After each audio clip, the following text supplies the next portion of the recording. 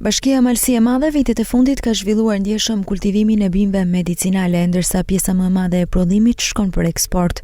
Sherif Braja, përgjegjës në Agjencinë Rajonale të Ekstensionit Bujqësor Shkodër, tregon se tregu i huaj është i interesuar dhe furnizohet fuqimisht nga bimët medicinale të Malësisë së Madhe. Pjesa më e madhe e kulturave të bimëve medicinale aromatike është për eksport.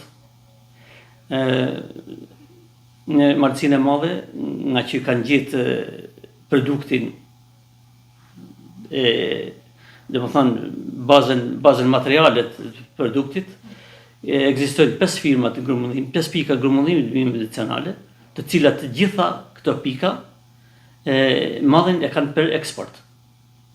Lidhur me pika grosisë të Shqipërisë, por këtu bëjnë përpunimin e pjeshëm dhe ambalazhimin e produkteve dhe gjithë madhe është për eksport.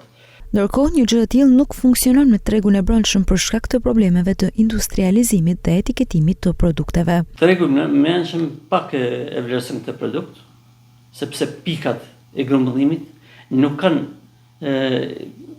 pika standardizimi dhe ambalazhimi edhe etiketimi për ta futur produktin në tregun e brendshëm.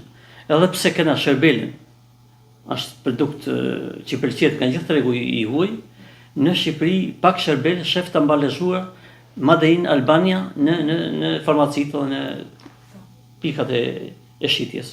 Nga ana tjetër, mungesa një tregu formal për tregtimin e bimëve medicinale shpeshherë ka bërë që fermerët të prodhojnë më shumë se kapaciteti i nevojshëm, duke bërë që shpeshherë prodhimi të mbetet stok, pasi plotësohen edhe nevojat e tregut të huaj.